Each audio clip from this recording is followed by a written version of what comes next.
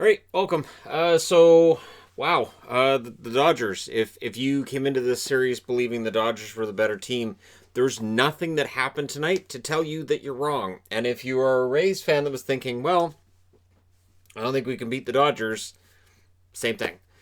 Now, this was a pitching duel early on. Glasnow, pitch for pitch, right with Kershaw, and it looked like this was going to be a low scoring defensive affair where Mookie Betts and Bellinger might be getting all the big highlight reel catches, but maybe Tampa could keep up with them.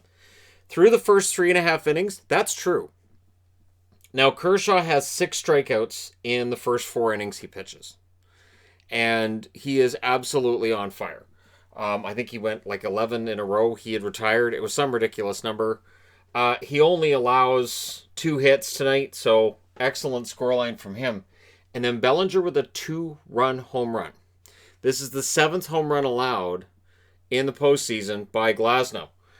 Then he threw a wild pitch. So it felt like he was struggling with his range, and once that 2-run homer goes out, the whole game changed. Now, top of the 5th, Kiermaier with a home run. Unexpected Kiermaier would get that. Makes it 2-1 going into the bottom of the 4th, or bottom of the 5th, I should say. And you're thinking, okay, if they're able to, keep this to a 0 for the Dodgers, make it 2-1, maybe get them thinking a little bit. Nope. First off, Mookie Betts gets a walk. And again, this is where Glasnow was really having trouble with his range. So he walks him, and Mookie base steals twice, stole second, then he stole third after I believe it was another walk in that scenario as well. So it's a double steal there. And then he scored on a ground ball. So, yeah. And then the hitter reaches, or the guy from second goes to third. He would score when Will Smith gets an RBI single. So that's his 12th RBI of the postseason. And Glasnow is out at this point. So four and a third, 6 walks allowed. At the time he leaves, it's a 4-run game for the LA Dodgers. Runners on first and third as Yarbrough comes in. It's then an RBI single for Taylor, and then they bring in Kiki Hernandez as a pinch hitter, and he gets an RBI single. So that means that both of them scored. So it's six runs against Glasnow in this game, and you've got to be thinking, boy, I hope he bounces back in game. I would think it's game 5 he's pitching, right? Unless this series gets away from them, and then do you pitch them on less rest in a game 4? I don't think so. Anyways, there were 3 hits in that inning, but the walks were really hurting the Rays in this game. Absolutely. And it was a 30-minute half of an inning. You could see Kershaw doing his best to work out, because this was after a 25-minute inning here, so he's spending a lot of time on the bench. Probably really happy he's got a 5-run lead, but trying to stay loose and warmed up when they're putting 9 batters to the plate in that inning, it's got to be tough. So, top of the 6th, it's a 1-2-3 inning. Yep. Kershaw's night's done. He gets a 1-2-3 inning. Then in the bottom of that inning, first pitch, it's a home run for Mookie Betts. He is the first player in history to get a home run, 2 runs batted in, and 2 steals in the same game in the World Series. Yep, he's already making his case for being the MVP of the World Series, and it's only game 1. And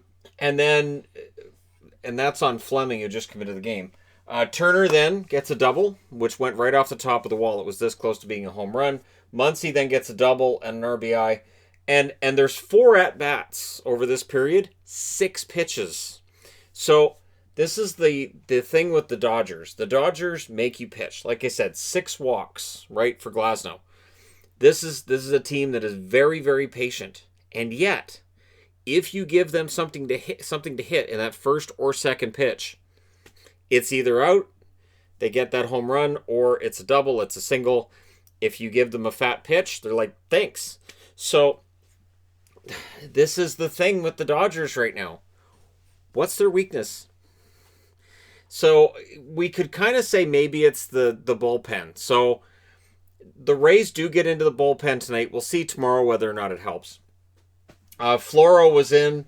Brasso gets an RBI single, and then Kiermaier gets an RBI single right after that. And then Zunino hits into a double play. Comebacker to the pitcher, running mistake of being way too far off second base, and they double him up.